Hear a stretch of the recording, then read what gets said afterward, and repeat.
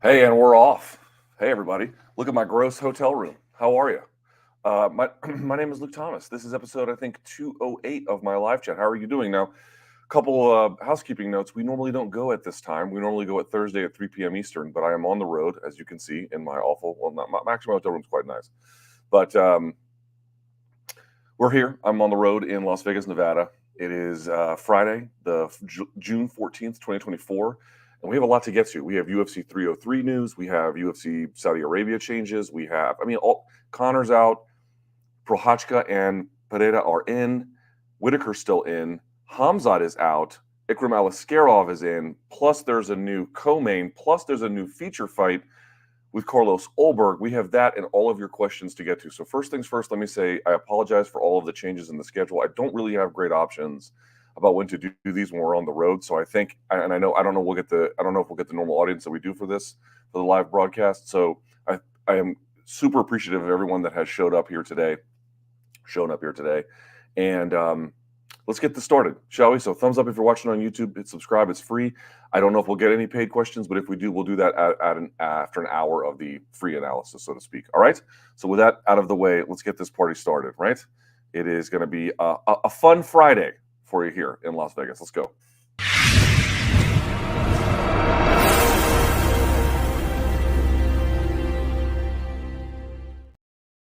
As a reminder, if you are a member, you get videos I don't put anywhere else. Plus, you get to contribute to the live chat for free. All right, so let's turn this off and let's get this going. Now, before we get to the first question, let's talk about what happened yesterday. So I was actually paying my dues yesterday when the news came down from UFC President Dana White that Conor McGregor was out of UFC 303.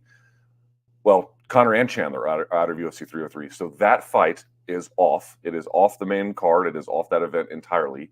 They're going to put it at a new date. I don't believe we have a date yet for that, but it has been postponed. So those two are still supposed to fight and still linked together. The new UFC 303 card is going to be a light heavyweight title fight between Alex Pereira and Yuri Prochazka. Your co-main is now Brian Ortega versus Diego Lopez, which is an absolutely incredible fucking fight. And then it was supposed to be initially Jamal Hill and Carlos Ulberg, but now it's actually going to be Carlos Ulberg and Anthony Smith.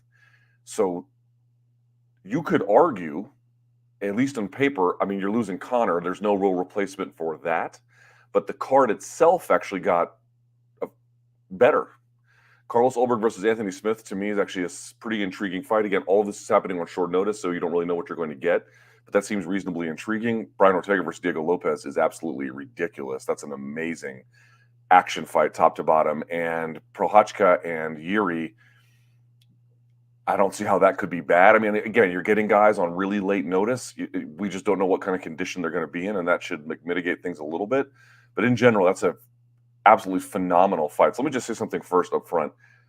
For Yuri, for all the guys who stepped up late, but in particular for Alex Pereira to put his title on the line on, 2 weeks notice, 2.5 weeks notice at this point, basically 2 weeks notice at this point, is absurd. You just don't see guys do stuff like this in boxing. So I really, really, really, really hope he got a bag for this. He's been touring Australia, and my understanding is he's been training this whole time. But, just the most unenviable of circumstances to go and have to do this in is absolutely ridiculous. And giving a rematch to a guy who was the former champion himself, who they have history with, this is like incredible levels of athletic courage. Yes, aided by the fact that he probably did get a bag for it, which he deserves, but nevertheless, ridiculous, truly ridiculous.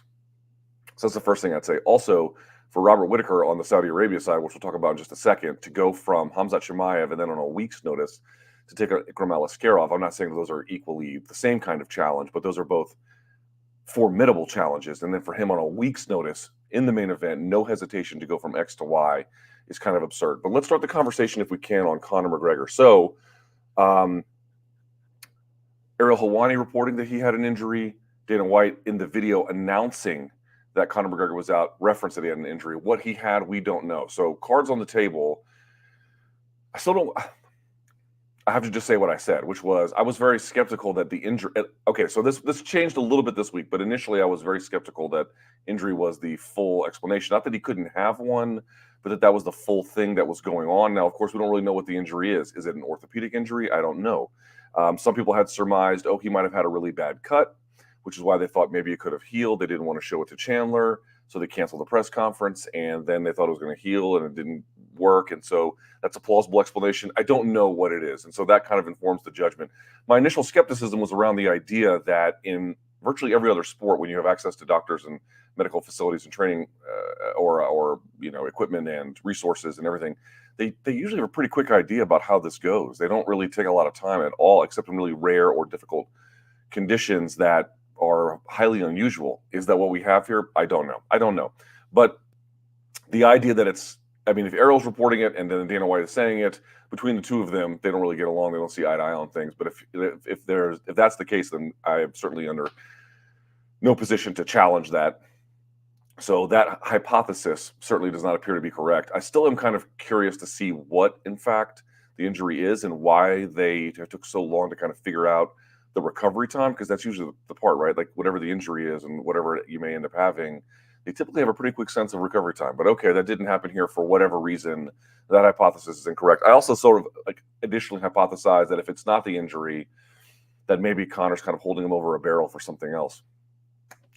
That's not something that ever made its way to the public. So, it is strictly hypothetical in the argument that I'm making. We can only go with what has been released in terms of information to the public, which is a Conor McGregor injury, the status of which we do not know, the likes of which we do not know.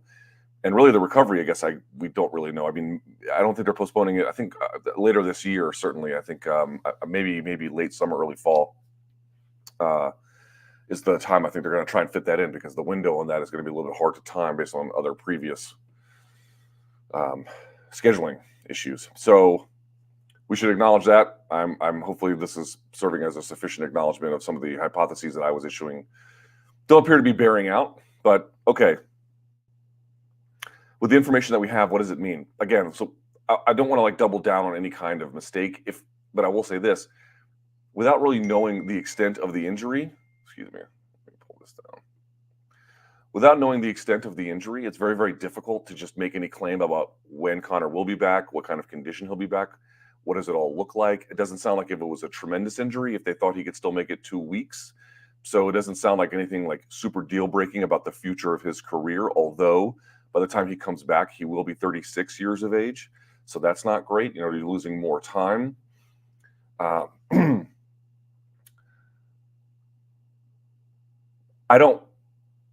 Let's just say this, probably today is not the juncture to make a claim about what this means for Conor's future, other than what we already know, which is that no one has really ever come back. And yes, they've won fights after this injury, but the likes of which he is attempting has not really been done. He's had an enormous amount of time off. All of those factors are still kind of in play, but the particular nature of the injury, without really knowing what it is, we kind of just have to take it day by day and see what happens. So that fight will be later. I still feel bad for Chandler, but if they're still going to be able to make it either late summer or early fall, then I'm not going to say all's well that ends well, but it's hardly any kind of disaster in that sense. Although certainly for the UFC fans who paid money to go see him for International Fight Week, I'm guessing that the change in the card is something of a boon to them. But there's really no replacement for Conor McGregor as a box office or an event. That you can't really substitute that out. So in Nevada, if there's a main event change, the commission mandates that the promoter has to offer refunds if you change the main event. So we'll be curious to see how much there's a drop off. I don't think it will be much because it's already International Fight Week. And as I just mentioned, they made a fucking sick card, at least on paper. They made a sick card out of it. So we'll have to see there. As for the card itself, UFC 303. Again, I would love to know what the injury is and why they had such difficulty. I mean, again, part of the reason why they went to the public late was they were trying to solve the other end of the problem. Like, they have this injury, they can't figure it out. Let's sort of get the other fights on the other end. Part of that, I think, delayed it maybe a day or two. But in any case, I'd be curious to see what the injury is and what the timeline looks like and why it all went out the way that it did. But story for another time. My hypotheses notwithstanding. As for the card itself, I don't know what to say about it, in the sense that what you're going to get when you book fighters, even ones this good, even in matches this good, what it's going to mean when they're coming in on short notice. But let's just say this: even if they weren't coming in on short notice, like a Yuri or the main or co-main, let's take the main and co-main, right, for UFC 303, whether it's the light heavyweight title fight or the featherweight fight. In either of those cases, especially in the co-main event, you've got nothing but action fighters. You've got straight up hardcore action fighters in every way. They were going to go for broke. Certainly in the Diego Lopez and Brian Ortega fight, those guys go for broke no matter what. So I'm not here to speculate about whether or not there will be a difference. I tend to think that on balance, the shorter the camp, the more you could have a difference in how the fight ultimately looks. But that one was going to be a gunfight no matter what. I'll say that. Anthony Smith taking on Carlos Ulberg is an interesting one because Smith probably is not going to want to stand too long with him. And if he does, it probably could go badly. But Smith getting a nice win where guys make grappling errors. You saw in the Vitor Petrino fight, if guys make grappling errors around them, he could still have some tricks up his sleeve to make them pay. So that might be interesting to see if he can get something there. Also, isn't it kind of weird, right? That like Jamal Hill was going after Alex Pereira this whole week, or even the lead up to the last week. And now he's out and Pereira is headlining that card. It's like, it's a tough way to make a living, man. So I have high hopes for the co-main event, even though it's on short notice. I still like that feature fight between Ulberg and Smith because I think that's a little bit better it's a little more incremental for Ulberg, and it's a great test for him, and it's also a great opportunity for Smith to steal some spotlight if he can get the job done. I think I would favor Ulberg. I think most people would, but that could still go a lot of different ways. The main event is interesting to me, of course, because it's a title fight. It'll be 5 rounds. Hard to just know what you're going to get on 2 weeks notice. Now, Yuri Prochazka probably has been training this whole time. Reports are that obviously Alex has been training this whole time. That's an action fight too, no matter what. Like both of those guys, in particular Yuri, like he's really not known for anything but action, decisive action, in your face the whole time. And so in that sense, the 2 weeks or however you want to really make the frame of when they're really getting ready for the final action, it won't trip him up that bad. But the longer that fight goes, you would have to imagine it will play some kind of role in ultimately the outcome, right? Or at least the chances go up that fatigue or a lack of proper game plan or something could affect it. The fact that these guys this is a rematch in the main event, though, also somewhat mitigates that to an extent. And it's also not the same situation as like what we had with Islam and Volk in the rematch, where one guy was training the whole time in camp for a fight, and then the other guy's just coming off the couch real late. Both guys appear to be sort of like in a looser training mode. They both fought each other, and then they're going to meet, obviously, June 29th. So it's a little bit different in that sense, where you're going to get two guys who one doesn't have a decisive advantage in terms of preparation, at least that we think, over the other one. So that's going to make it interesting. I tell you what, dude, that 303 card is all of a sudden really, really, really good. There's some real depth there. Now, if you go further down the card, obviously, it's going to be something a little bit different. But I'll say this, dude, enormous respect to Yuri Prochazka for taking this fight. Absolutely outrageous amounts of respect for Alex Pereira taking this fight. Dude, Alex Pereira has, 12 fights? How long has he been in the UFC? Alex Pereira. Let's see. Let me pull this up. How long has this dude been in the UFC? It's just absurd what he's done. He is speed running one of the most ridiculous careers I've ever seen. So he makes his way to the UFC in 2021, late 2021 too, November of 2021. He beats Andreas Michailidis, Bruno Silva, Sean Strickland. Then he beat Izzy. He has a rematch, loses to Izzy. Okay, at this point, he's already middleweight champion. Then he beats Blachowicz, becomes the champion. Prochazka, or maybe it's Prochazka, I can't remember anymore. No, it was Prochazka. Beats him, then beats Jamal Hill. Took that fight on short notice too, by the way. And then takes the Prochazka rematch for UFC 303. Absolutely ridiculous. Middleweight champion in how long? Some absurd amount, like less than 2.5 years. 2.5 years, middleweight champion, light heavyweight champion, headlined with a first round knockout, UFC 300. Here he is taking a short notice fight at UFC 303 and delivered highlight reels all the way through, with the only one really not being that, with the one he lost to Izzy, which is still a highlight, and then the Blachowicz fight, which is a little bit more of a grappling contest, relative to the other ones.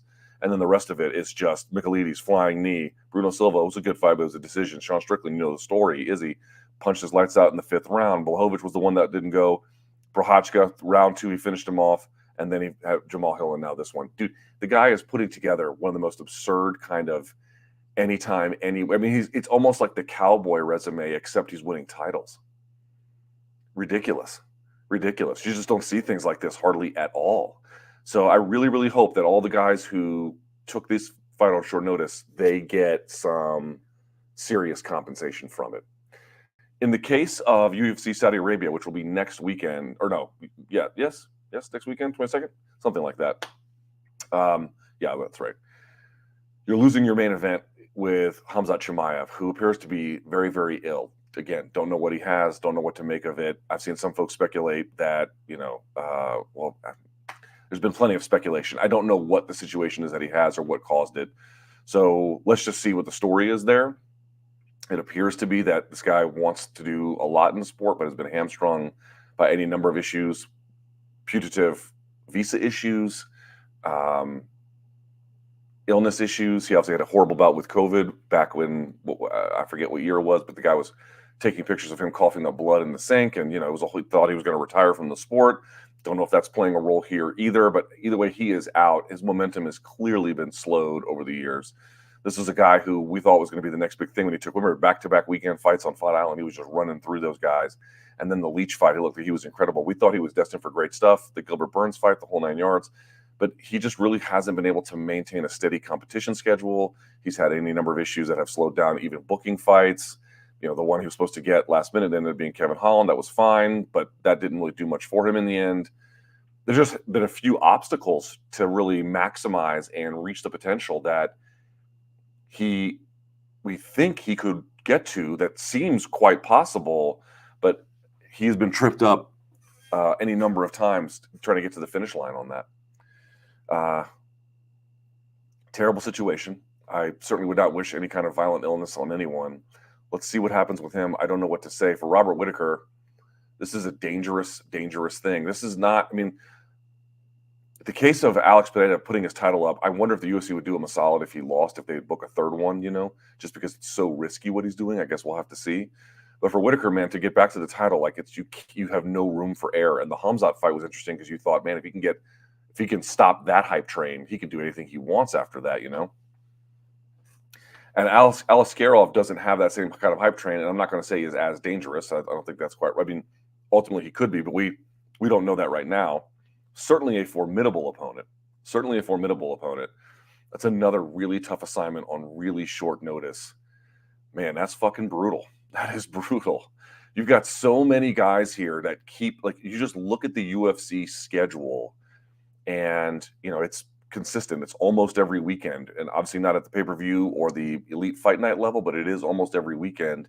The amount of resources you need to keep that going, the amount of manpower you have to keep those trains on the tracks, and including in bouts of prestige, main events, including big names, and including very short windows in which to find replacements. I just have never seen another fight promotion have to deal with what they deal with and pull off what they can pull off. Of course, it helps that they have virtually all of the best guys in the universe in their stable, but by itself, that wouldn't be enough. There's kind of both, and people always say this too. They're like, "Oh, Aliskerov's taking this fight, or Yuri's taking this fight, or Alex is putting his title up because they got a bag." And certainly, that is a huge motivating factor. I really, in no way, am I trying to dissuade this, but I really don't think that's the full answer. There is something of a next man up kind of belief in MMA that's partly, I think, playing a role. There's also a kind of like an ethos among these guys. Like when they say anytime, anywhere, anyone, I don't think all of them mean it, but I definitely think some of them mean it. Some of these guys mean it.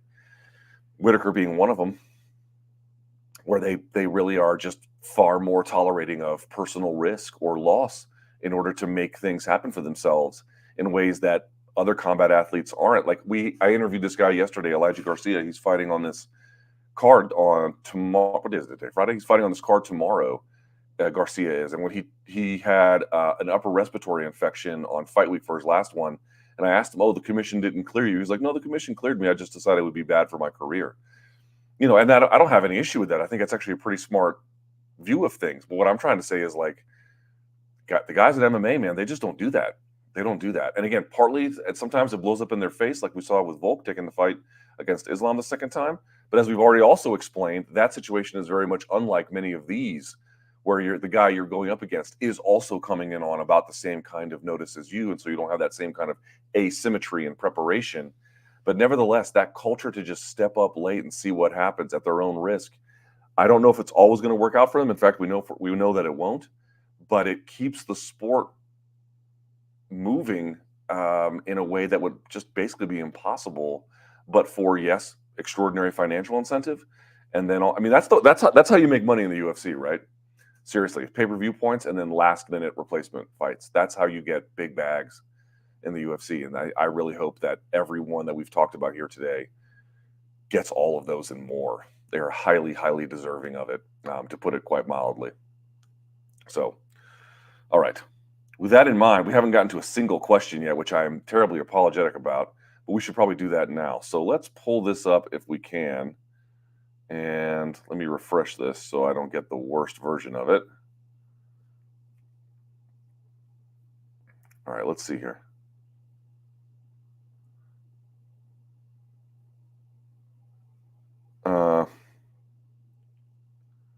Well, this one is not really about that. Hold on, let's see. Okay, we can do this one. Let's see.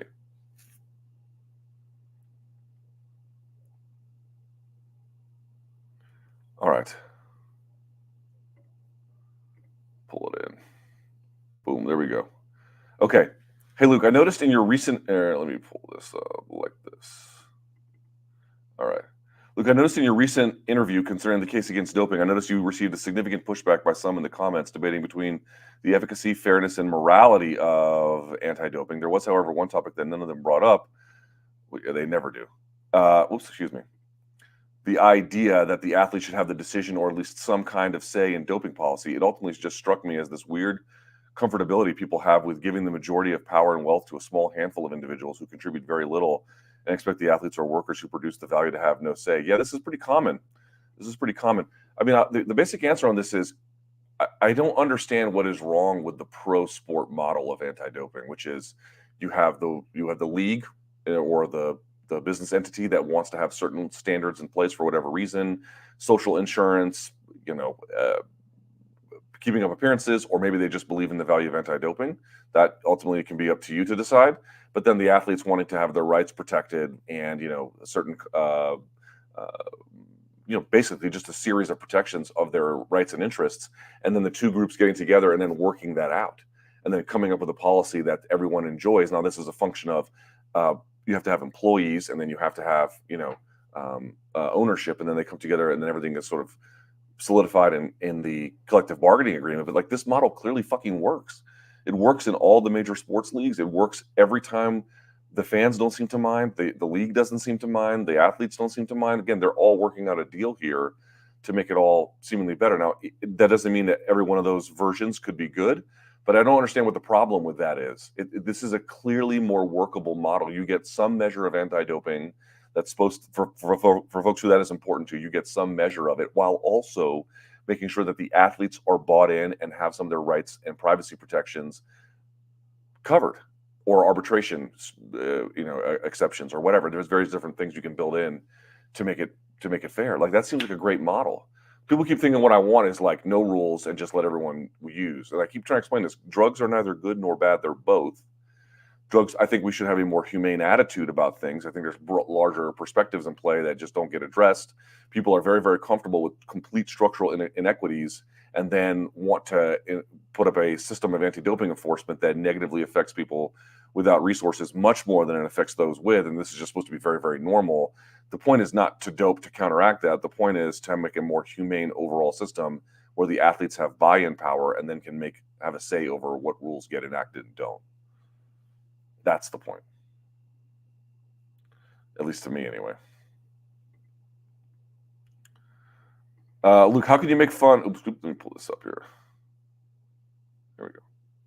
Luke, how can you make fun of Viking rock crowds rowing, which I agree is weird, when you support Cannibal Corpse's George Fisher and his infamous shooting blood from his cock line?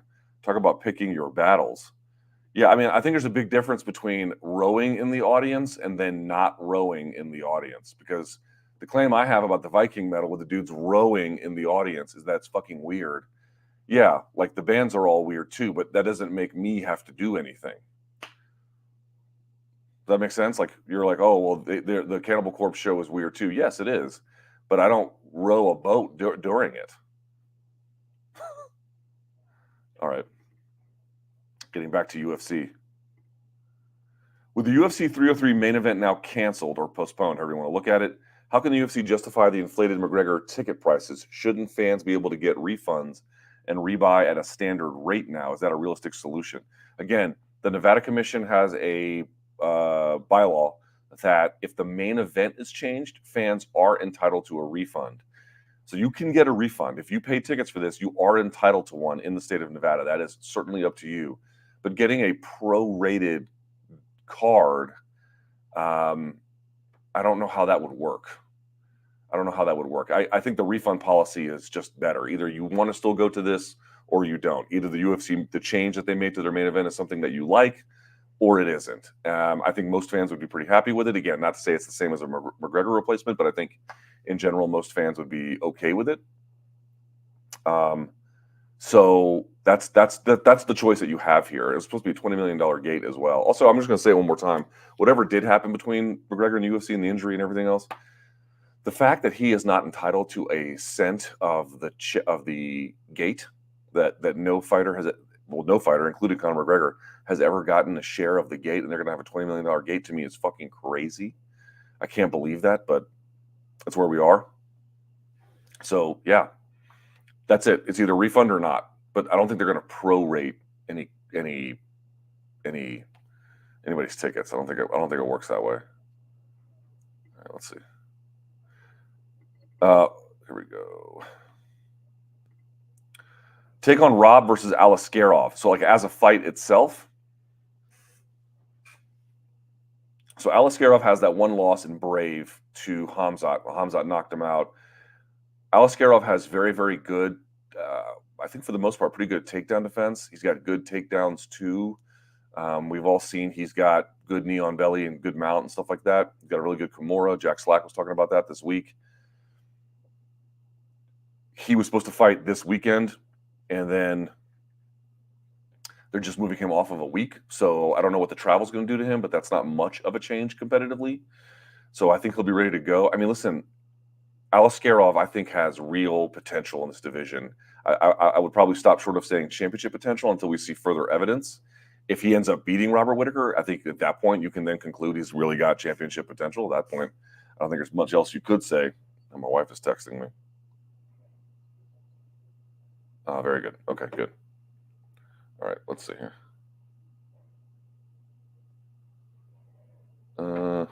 Okay. So I wonder. I don't think he's going to be able to beat Rob standing unless he can keep the clinch or keep him pressed against the fence, which is going to be hard to do. So this is going to be a tough assignment for Rob. It's 5 rounds. I really think it's going to be a question of to what extent Rob can either defend the takedown or stand back up after he gets it, defend his back, not take too much ground and pound. You saw against DDP, he was able to get. And by the way, how did DDP get Rob to the ground? You guys remember that? He went for a head toss, couldn't get it, and so they ended up, instead of Rob coming over the shoulder, they went back that direction. Remember that? He tries to pull him over and he can't, so then they just go that direction back with it. And he got him to the ground. Then he hit him with the Tozy pass or the Sao Paulo pass, where it's just sort of like this sort of pressure pass that goes around. And he was hitting him with heavy shots on top. You know, you would imagine Alaskarov, who's got good sambo, that means he's going to have pretty good wrestling and sort of traditional style, plus trips and throws to accompany that, where these guys can go and they can switch between the two modalities relatively easily compared to most jiu-jitsu or wrestling guys. They've got both. It's going to be a real test of that for Rob. And I would imagine that was probably something he was already kind of looking at, although Khamzat is a little bit more traditional, straight-up wrestling. He's less about trips, foot sweeps, you know, throws of that kind. It's a slightly different kind of game. So I would still favor Rob to win. I think Rob on the feet with his ability to cover and escape is going to be very valuable to him. It's just a question of how much he can fend off being taken down for the duration of that bout. And it's always more complicated than that too, but that's a basic idea.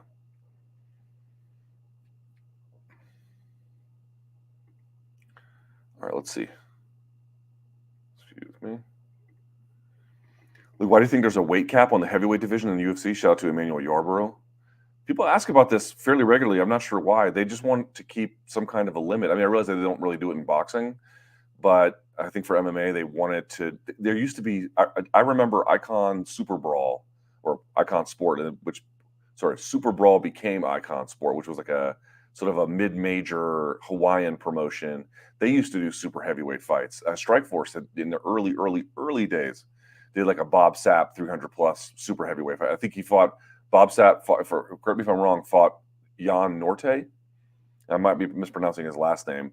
They did super heavyweight fights. There's not really much of a market for it. There's not really much of a real weight class upon which to pull talent. It just doesn't really exist. So the 265 thing, I think, was kind of seen as establishing some kind of order around both who can be in this weight class as well as putting up the appearances of. What you're talking about is they're having these huge, enormous guys. It sounds kind of fun to us, and we live in a different era now. But I honestly kind of feel like they wanted at the time to put a limit on how big a freak show fight could even be. Like, these guys who are 300, 400 pounds. That's sort of a thing that they wanted to like close off in terms of the regulatory power. You can get a super heavyweight fight if you want. There is a weight class for that. It does exist, but I think that they wanted to keep a lid on what the appeal. You have to remember, like, so much about MMA regulation is not just about what is safe and not safe and what they thought was good or bad, but what things looked like. The 12 to 6 elbows and why that was a problem. It's like how it appeared to everything else. And so the appearance of having these like enormous humans who could do, potentially irreparable harm to one another just seemed like something they wanted to avoid. All right, here we go. Will the fact that so many fights on UFC 303 being booked on short notice affect the quality of the fights, especially if guys haven't been fully training? Not complaining, by the way. Give me Brian Ortega versus Diego Lopez in any form over Mayra Bueno Silva fight. I don't see how it doesn't. Again, we've kind of talked about this at the top of the show. I don't see how you can book fights that late and expect them to be just as good as if you had not booked them late. However, one more time, the fight between Brian Ortega and Diego Lopez is an action fight. Those two guys, it was always going to be an action fight. It can only be an action fight. Whether or not they have the prep to go over the long distance, certainly that is going to be in question. That is relevant, but that one just has, if that one goes long, then you can start to ask questions about it. But I kind of feel like one of those guys is going to get the better of the other one, like two squirrels in a bag kind of a situation. It's the main event, and obviously there's higher stakes in the main event considering the title is up for grabs. As I stated previously, you don't have a situation where there's asymmetry in prep, or one guy was in camp and one guy wasn't. Both guys are sort of coming out of just regularly training to get this fight together, so it's not the same as Volk and Islam 2. But yes, it just has to play a role if it goes longer. Now, listen, if these guys just slug it out in the first, or there's a change of strategy. Hey, let's slug it out in the first and second because there won't be a fourth and the fifth. That could play a role too. It could potentially even make these guys even more accepting of risk. So the question is, do you get a better or a worse fight? I don't know. It depends how long it goes. There is a possibility, and I tend to think, listen, in general, when you get short notice fights like this, I think in general, it tends to make what a fight could be something a little bit less than that. However, there are also exceptions to that rule where you can get a fight on short notice and it actually increases the action because guys are like, fuck it, I don't have the gas to do this late anyway. Might as well just front load all the offense and then see what happens from there. That happens as well. That's a thing you can anticipate in certain cases. This could be one such case.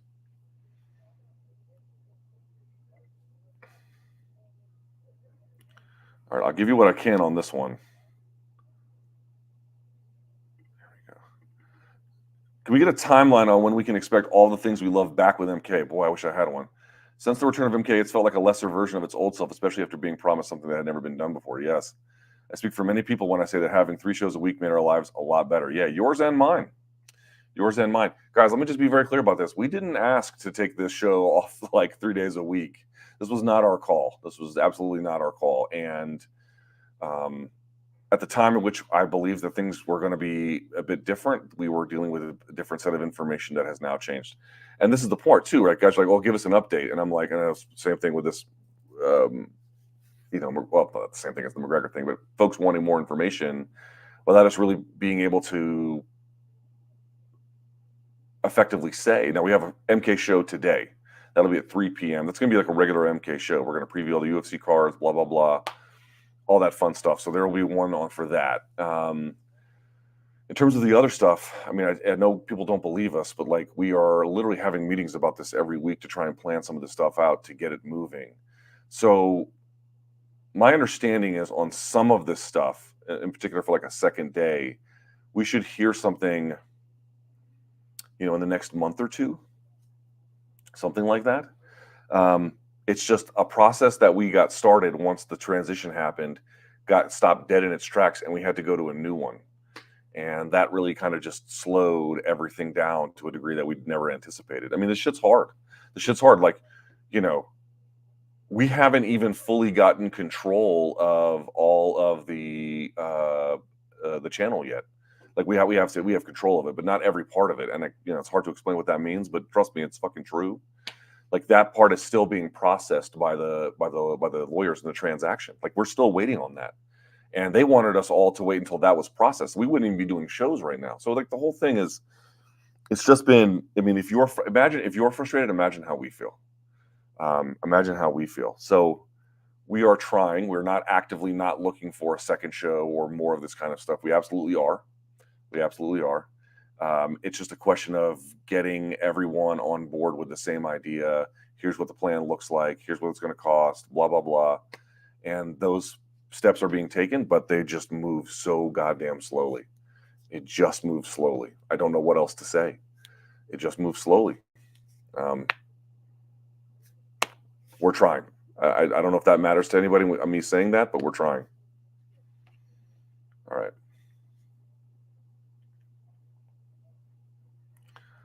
I'm going to skip this one. Let's see. Oh, here's a great one. Poatan is everything that Khamzat was supposed to be. I mean, that's a little unfair to Khamzat, but Poatan is this person is saying Poatan is everything that Khamzat was supposed to be. Sort of.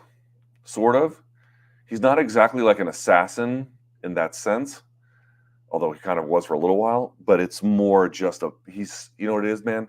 He is the best big game hunter that maybe I've seen in the amount of time he's been in the UFC. Just a big game hunter.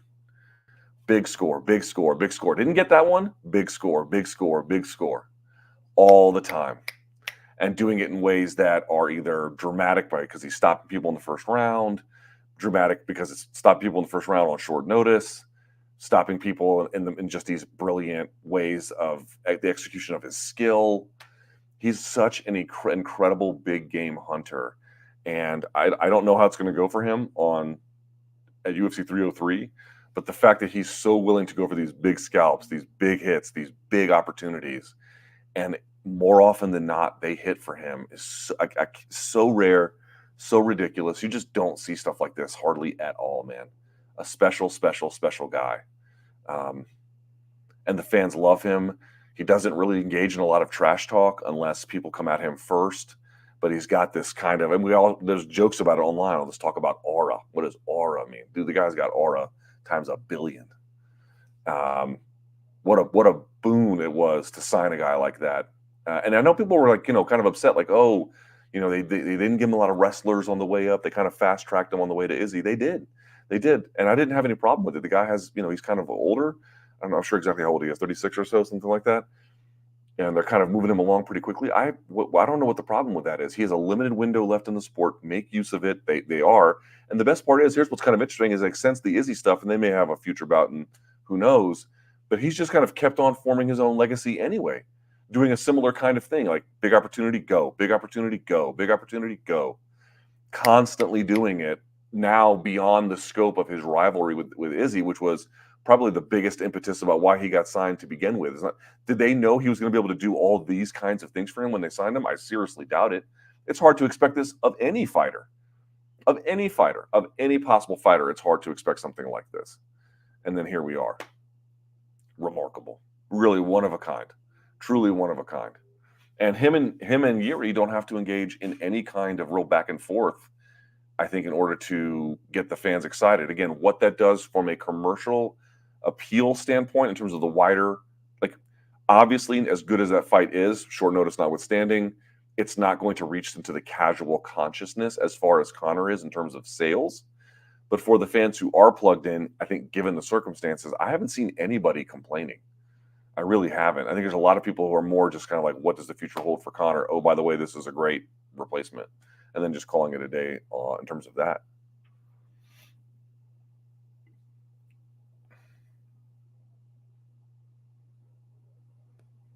Something important you left out when discussing the topic Joe Rogan wanting all fights restarting on the ground the next round was there's no possible way to replicate the exact same position they ended in, as well as the same strength each fighter was using the exact moment the round ended. I'm not sure if they even want rounds. Like they want a lot of, I'm not sure, Rogan maybe this way, maybe not, but a lot of the people who are like, oh, I don't want, walls or whatever, and, no stand-ups. Those are also people that just don't want rounds. They just want the fight to go until it's over. And again, that's one way of fighting. That's one way to do it. I don't think it's a very commercially viable way to do it, but it's a way you can do it. I mean, people want that. It's like, I don't understand. You had something like that in the early UFC days where there weren't stand-ups. Go watch those fights. They're not that awesome relative to the modern ones anyway. They were novel at the time, but they're not all, they don't hold up. A lot of them don't. They don't hold up. So I don't quite see what the fascination is with like this more unadulterated form of fighting. It just seems like a rule set that gets you less interesting action. Someone's asking, where do you rank Bobby Knuckles in middleweight history? Well, by virtue of being champion and then defending it a few times, he will go down as one of the better ones. It's hard to say exactly where he would go at middleweight. Obviously, Anderson's going to be first. Izzy's going to be second with a bullet. And then from there, there's some debate about where would you put Rich Franklin? Where would you put it was Pride, but where would you put Dan Henderson for a little while? Also, he had one, where would you put Luke Rockhold, who had it in Strikeforce and who had it in UFC? So kind of a question. So you would have to kind of figure it out from there. But he certainly is top five for, I think, for Robert Whittaker. First team all dog. You can say that without the slightest degree of hesitation. But yeah, pretty remarkable where he's at. And if he gets back to it, I mean, if he won a title again, I mean, I'm not sure what you're saying at that point. At that point, you're really working with something very special, very rare, very unique. I'm telling you guys, man, MMA fans, of which I count myself as one, spoiled, dude. Like, you just don't see stuff like this in other combat sports. Not at this level. Like, you just don't. You don't see people taking on this kind of risk this late. I mean, it does. Even for big bags, it doesn't happen. They don't do it. They don't do it. So everyone like, oh, the bag explains it. The bag explains a lot of it, not all of it.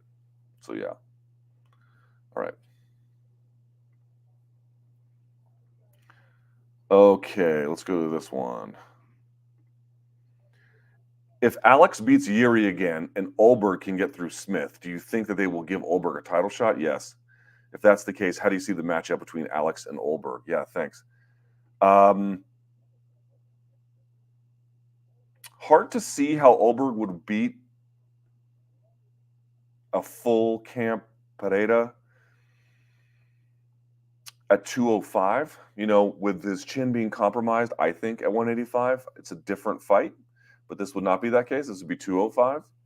So, Olberg is fast. He's got fast hands. He can explode in and out of range. He can find the target very quickly. But I think between Pereira's leg kicks and sort of some of his better counterpunching, that would favor him. However, we've talked about it before. He keeps his hands like this, like kind of out in front of him, like this. And it makes him a little bit more hittable. He usually gets around it by just having real careful management of engagement and range.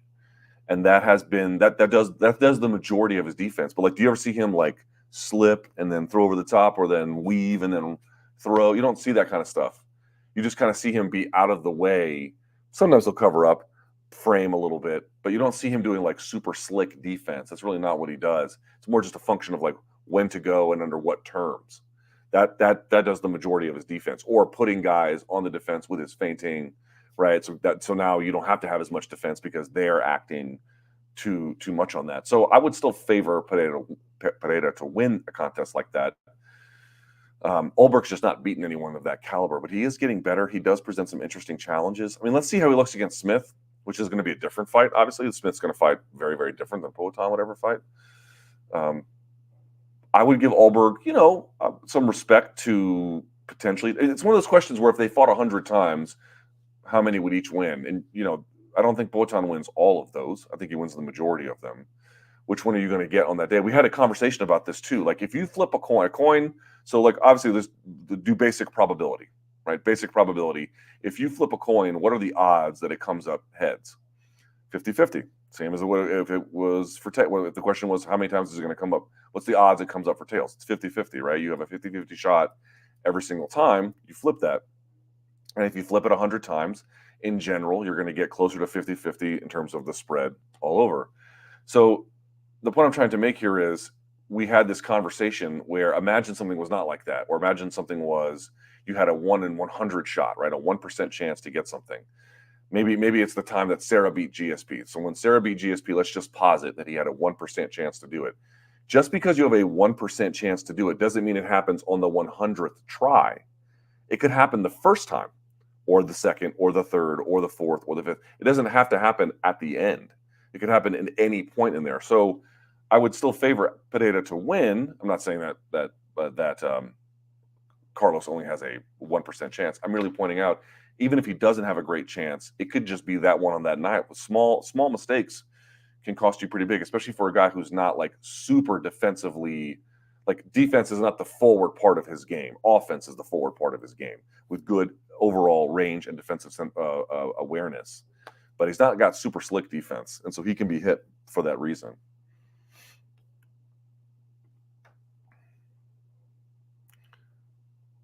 Man, good question. Good question. If Diego Lopez wins in a convincing manner, such as his past couple of fights, is he getting a title shot next? Man, he might. I have to look at the rankings here. Let me pull the rankings up for featherweight. Now, obviously, Ortega's coming in on this. Oh, Jesus Christ, what the hell is this? Hold on. There we go. So at featherweight, you've got Yair was sitting at 4, Ortega's at 3, you've got Max at 2, and then Volk at 1. And you've got Diego Lopez sitting at 14. So you've got 3 versus 14. So by the way, we haven't said anything about it. You got to give credit to Brian Ortega for taking this tough ass fight. Brian Ortega's at 3. He's giving a short notice opponent at 14 a crack at him. That doesn't happen super often either. That's a big deal. That's the first thing I'd say.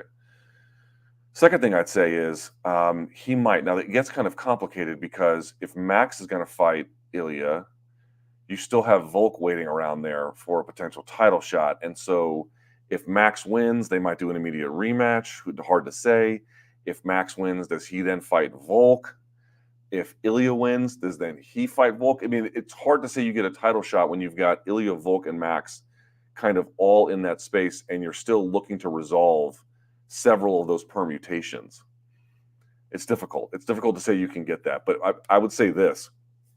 If he goes in there and convincingly beats Brian Ortega, it is possible he could jump the queue. But more than that, I think what it would probably get him is a #1 contender fight. And I don't know how that would work either. Like, would they make Volk fight him? Would Volk take that fight? Would he just take another one because he wouldn't want to wait that long, right? Because you're still going to have to figure out what's going to happen with Alex and what's going to happen with Max and where that's all going to play. So there's just a little bit of a log jam at the top to guarantee a title opportunity. But he'll take Ortega's place, whatever that is worth, and that's worth a shitload.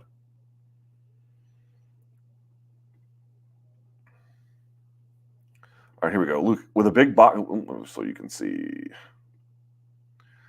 Luke, with a big boxing weekend with Benavidez fighting, I noticed in my Mexican community in Washington, where the cashiers speak only Spanish, I feel like we're all ready for Benavidez to become a star and backing him to take over once Canelo retires. Is this the same feeling you're getting in Vegas? And this person writes, excuse me, so I can see here. Sorry. By the way, I am Mexican and I'm feeling we are ready to make the switch. Okay.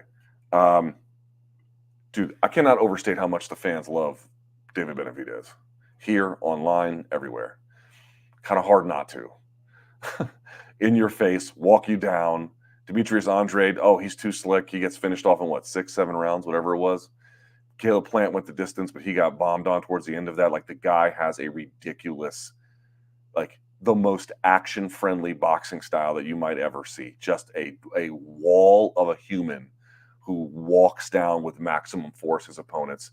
Ridiculous hand speed, combination punching, volume punching overall, good power on top of it, unafraid of difficulty, unafraid of contact, and just kind of swallows it all in the process of beating opponents. Yeah, dude, he's like impossible to dislike. And I think that the Mexican fans, like, Canelo's kind of like avoiding this fight, whether you want to call it ducking or not. He's not taking the fight. All this time, David Benavidez is just growing his legend, growing his legend, growing his legend. Now at 175, taking on Vosdik here tomorrow. Absurd what he is trying, and I think he'll win that fight. I mean, that fight is not so difficult for him per se, but you even heard Vosdik yesterday doing media saying he admitted that David Benavidez dominated him in sparring, and dominated Bivol, and dominated Beterbiev. Like, he just put it on all these guys. So to me, it's like you're just dealing with somebody who is in a very rare position where they know exactly what their abilities are. They have complete confidence in him. They still work incredibly hard. All the stuff about missing weight on the scales, that's all behind him. All action style, walking you down, no doubt about it. You were going to get your money's worth with David Benavidez. I think the Mexican fans are already in transition. Canelo's going to be hard to let go of because he's one of the all-time greats, not just for Mexico, but for boxing more generally. He is a special talent as well. But, if he's out there taking fights against Edgar Berlanga or whatever, and he's not fighting, like, David Benavidez wants all the smoke, all of it, all the time. Fight fans are just naturally going to gravitate to somebody like that. It's inevitable.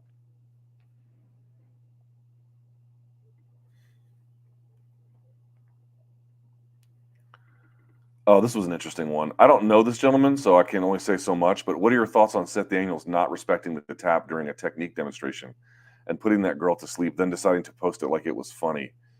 Yeah, that was a weird one. Seth Daniels, apparently, I think this is the Fight to Win CEO, which Fight to Win is a great product, by the way, from what I can tell anyway, and as an ADCC organizer. And I like Mo Jassim a lot. I think he's under a lot of pressure that he did not expect.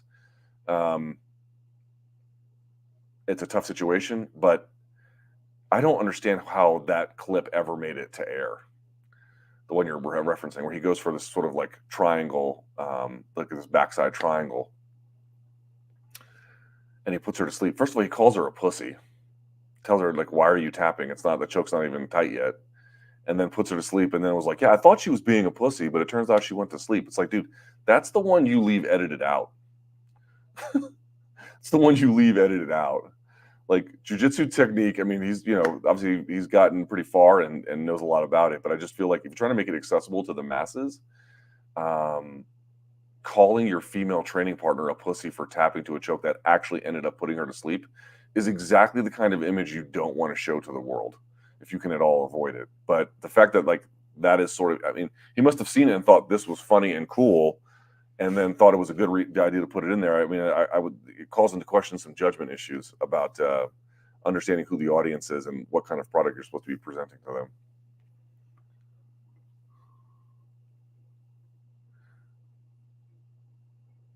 Look, I've noticed that you used to keep your daughter on the live chat every once in a while a year or two ago, but haven't in recent memory. Is she at an age where you prioritize her privacy, or is it just about producing a standard of content, how you manage being a public figure? Yeah, I don't want to put my family on this online unless they really want to, and she's 5 and doesn't really, it's fun when they're 1 or 2 and whatever, but she's going to grow up in a world where they're going to be online all the time, and everything you put out there is going to be there all the time. I'm not going to do anything to her that would be in any way exploitative, but she should get the right to decide, when she wants to be online. And I'm not to say I wouldn't put her on one more time or something like that, but you probably won't be seeing a whole lot of her anymore on these streams, just because she's getting older, and I like to keep my family private and out of view.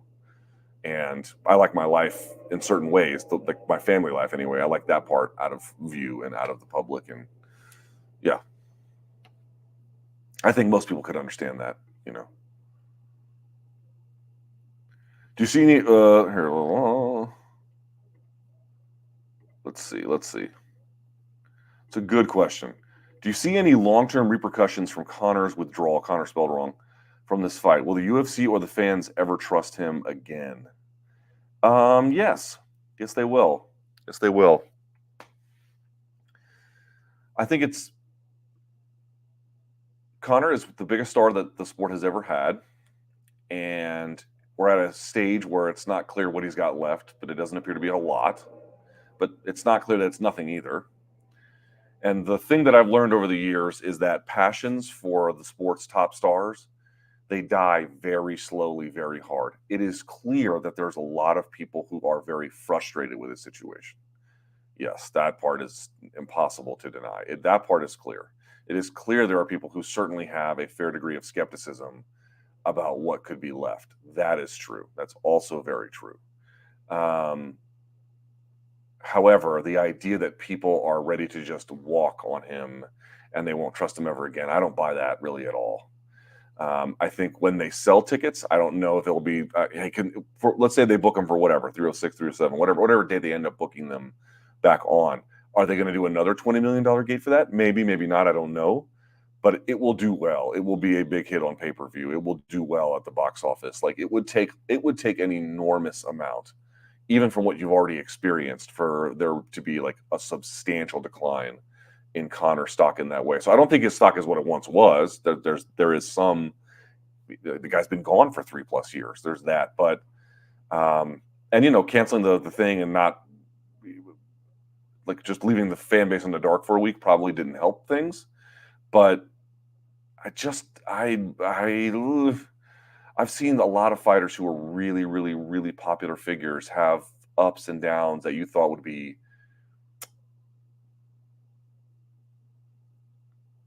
very determinative in their popularity, and it wasn't. Like, oh, that's going to hurt them for real, and it didn't. And I'm not going to compare. They're very different things, but I'm not going to compare Conor to Kimbo Slice. But Kimbo Slice is a very illustrative example where, like, dude, late into his runs, people didn't give a shit. They still just wanted to see him. And this was after he took years off of MMA. And he went to boxing and took years off of that, too. Like, he was just fucking around in his early 40s. They still wanted to go see him. They still wanted to pay tickets to go and take a look at him. Was it what he was drawing at his peak? No, but it was still pretty substantial. I don't buy that people will just like, oh, this was the straw that broke the camel's back with Conor. People are expressing skepticism online. That is true. But when it comes time to like buy a pay-per-view or purchase tickets, if that fight is listed, I tend to think it will still do very well. And ask me in 2 years, you might get a different answer. Shit, ask me in a year, you might get a different answer. But for right now, no. Oh, good question. I was there last night. Now that you've been to the Sphere, could the UFC cover the Apex in LED screens and create an immersive experience? No. If the cards are going to suck, they might as well happen on the moon or whatever. Okay, guys, I went to the Sphere last night, and you know me, I'm pretty skeptical and jaded and jaundiced in this world, but it's everything they say it is and then some.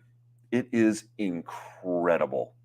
It's incredible. First of all, it's easy to get to any place there because of the nature of how it's built, right? So like there's easy entry and exits.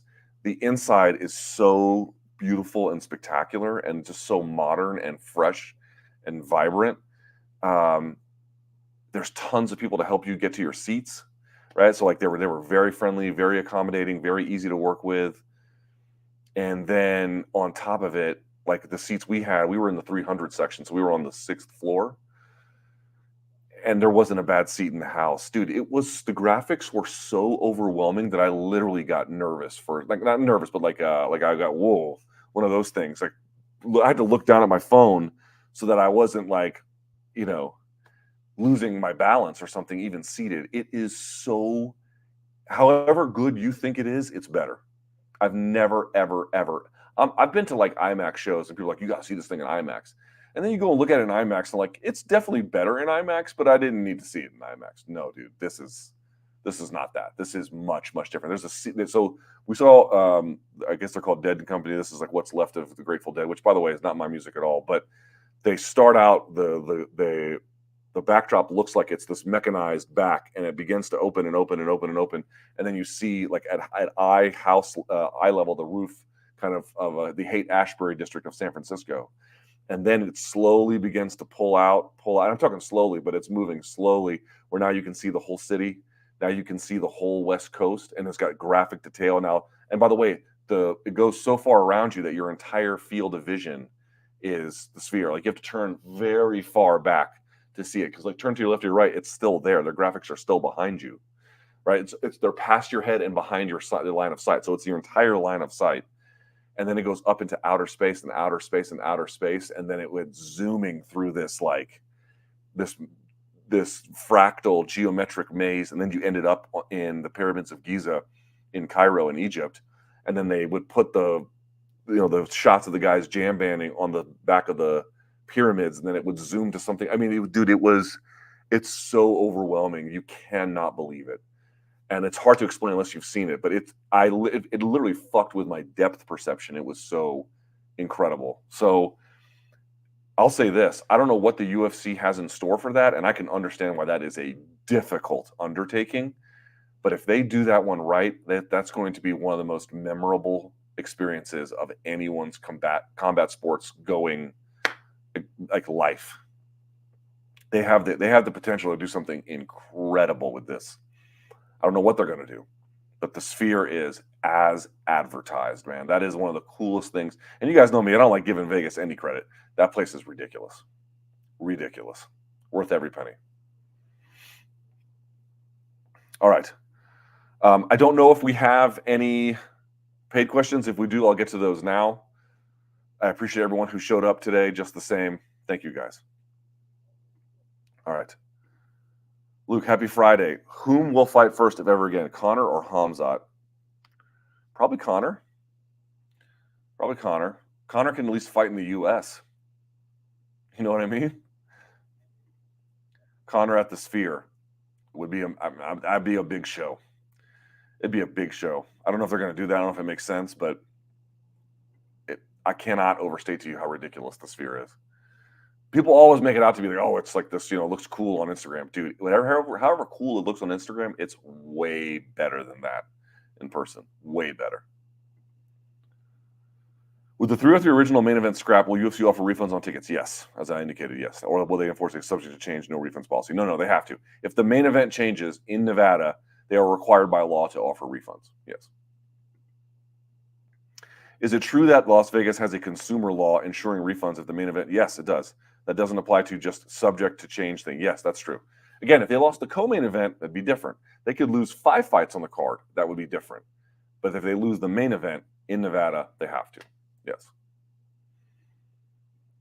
Super Shredder says, do you think this is a net positive for the UFC? It probably still is a record gate, and now they still get to sell another Conor fight.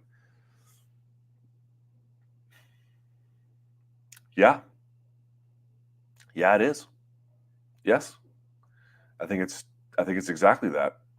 You got an arguably better card, and you're still ostensibly going to get Conor later. Now, if you never get Conor later, it's a trade down because you're just not going to sell as much. But it's possible, yes. Yes. That's how crazy what they pulled off is. 9 fights in 35 UFC pay-per-views, 1 in 3.9. The fuck is motivating him? Can't just be money and legacy, because all fighters have those without the anomalous results. 9 fights. Who are we referring to here? 9 fights in. We're talking about Alex.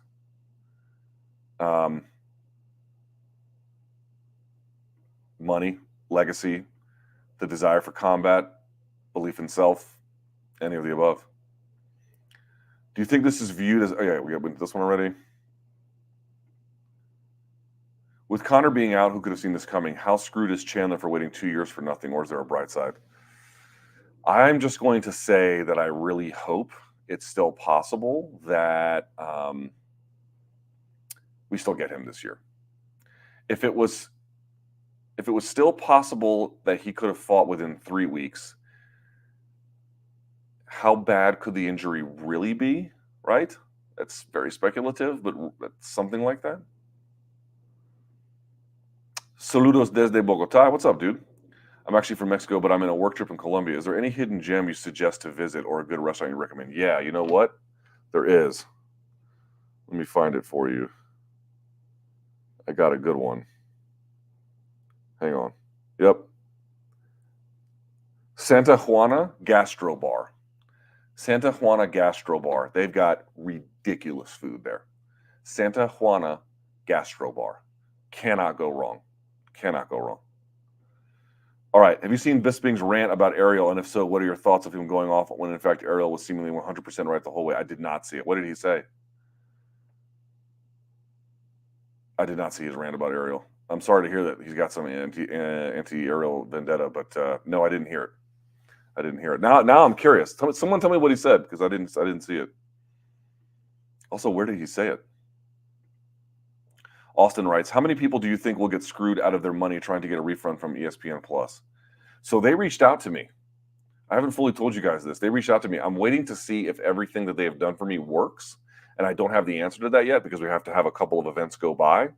But they reached out to me. It took I had to rattle the cage to get their attention, but I got their attention. So I guess it worked out in the end. I'll let you know how that one goes. Jackson writes, UFC most likely isn't revealing a Conor injury as to not give an advantage to Chandler or in a current future fight, knee, ankle, hand. Yes. I can understand. I never was confused about the idea of them concealing injury to. Here was my argument. I was never really confused. So I understand concealing the injury. My point is when injuries happen in other sports, for whatever that's worth, even when they have to go from regular team to specialist, they usually have like 48, 72 hours of evaluation to make a pretty clear determination about when they can get back. And this one was kind of up, down, in and out. And by the time it was in, or by the time it was off, then back in, then off again. Once it was like they were starting to get negative again, I was like, okay. I even tweeted about it. I was like, oh, okay. Well, then this is looking like an injury when it's that case. But I guess I still don't fully understand. Oh, we wanted to wait a couple days to see how it goes. But like it turned out that they did know it wasn't. I mean, you know what I mean? Like in the end, whatever injury he suffered Saturday or Sunday, in the end, they ultimately couldn't go forward with the fight. So like whatever prognosis they came up with then about his returnability was probably correct. It didn't actually get better just waiting more time, which is why the whole thing was a little bit confusing to me. So I get the part about like, oh, you got to cancel the presser so that if he has a cut or some other kind of injury that they don't want to reveal exactly what's happening. But I guess I still am confused about what injury it could have been that the initial prognosis about recovery was wrong, because it looks like it was probably correct. I don't know.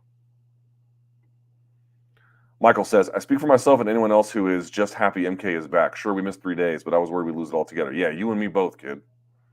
One day beats none. Trust me, guys. Guys, the more shows we do, the more money we make. So, like, we have a big incentive to do more shows. It's not like we don't. Trust me, we do. The way our funding works right now, how can I say this? We have to restructure how we're funded in order to do that. And we're in the process of doing that. But that has taken more, because we thought so if we get restructured the way we think we're going to, and we're able to add stuff, we'll get to like a certain look that will be pretty similar to the old one. And again, we'll change some of the shows up over time, but it would have been not much of a change in terms of the frequency anyway of what we were doing before. I thought we were going to get that initially, and then everything switched at the last minute. I can't do anything about that. Like, fuck, like, I'm sorry, but like, I don't know what to do, I don't know what to do. Does Jamal Hill's comments about his loss to Pereira concern you? They remind me of Reyes' comments after Jones. We all know how Reyes has performed since then. A little. I mean, on the one hand, I don't think it's a big deal that a fighter had like extreme confidence in himself and really wants one back to the point where you think that they're delusional. That to me is not a big deal. But like blaming the thing on the ref and everything, I don't think that that's going to get him to the position he ultimately wants to be personally. If Alex beats Yuri again, could this be the perfect storm that results in Jones versus Alex happening? Fuck. Yeah. Yeah. Now, if Ulberg goes out there and starches Smith, maybe they'll want Poatan to fight him. Ankalaev's kind of always sitting out there. I guess we'll see what happens with him too. So it's hard to say. But yes, I think if who the fuck knows what Jones is going to do? He's going to fight Stipe, presumably win, and then I don't know, because what if Curtis Blades beats Tom, and then in which case whatever. But let's say this: even if Tom wins, but like no guarantees then either. If Tom loses, then for sure he won't do it. He'll just go to 205 and then fight, or maybe go to 205 and fight Poatan, or make Poatan rather come up to him. Yeah, he wouldn't go to 205. What am I saying? He had Poatan come to heavyweight. Yeah, I think he would probably want that. I think the fans might want that, to be honest with you. So Tom's got his work cut out for him. What do you make of Bilal comments regarding DDP? Essentially, he says DDP is not good and that he and Island would roll through him. Is he, you mean? How do you see those fights playing out? I think Bilal's got his hands full with Leon. So we'll just go from there. And for Izzy, I think Izzy could be a really tough matchup for him. So like DDP is, there's certainly a more method to his madness than I once gave him credit for. I can certainly admit that. But I also think part of what makes him successful is he is a bull. He's an absolute tank. And he has a physical style, which isn't to say it's not technical, but it's much more physical than a lot of other middleweights. And I think Izzy can often be kryptonite against a guy like that. Now, Izzy's older. DDP is on an incredible hot streak. Strickland fight wasn't all that entertaining, but the overall record is incredible, right? So I'm not here to dismiss DDP's chances, but Izzy, I think, definitely can win that fight for sure. Bilal, I think that's asking a lot. What's up with the Tank versus Floyd drama? Jesus, dude, have you guys been paying attention to this? So, like, out of nowhere, Leonard Ellerbe, who was identified at this week's presser as the CEO of Mayweather Promotions and was asked by Sean Zettel about whether he just, he's planning on staying with him, and he was given an emphatic yes. He gets let go. They bring in Richard Schaefer in the middle of fucking fight week, right? And you got to remember, Leonard Ellerbe has good relationships, or up to this point had a good relationship with Floyd and a good relationship with Tank. And because Tank and Floyd had fallen apart, Leonard has kind of filled the middleman role. Well, now that's gone. So he's just gone. He was doing media this week, and he was supposed to be on our show yesterday, and he wasn't on our show. And I was like, where the hell was Leonard? Now I know. Getting fired is where Leonard was. And then they brought in Richard Schaefer. Richard Schaefer, I think, has got a good reputation in the boxing world, but Jesus Christ, like that came out of nowhere. And then Floyd, you see Floyd yesterday on social media was saying that the Tank fight was canceled and that people should watch UFC. Dude, Floyd was promoting Tetsuro Taira taking on Alex Perez, the main event this weekend, on fucking Instagram. Dana White must have been like, am I in the Twilight Zone? What the fuck is happening here? Their split is nasty. And I really, really wonder what that means, not just for tomorrow, but for Tank's future going forward. I think he had like a 6 or 7 fight deal. I don't know. That's going to be a strange one. Why are they keeping Conor's injury secret? Is it because he's the golden goose? I don't remember things similar happening. I don't know that they have any obligation to specify the nature of the injury once he is. Typically,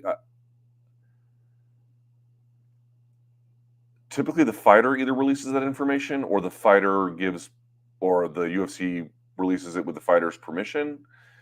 They're definitely keeping it secret here. Obviously, I think the point is to keep Chandler in the dark about what it is, although I suspect there will be leaks and he'll figure out something. But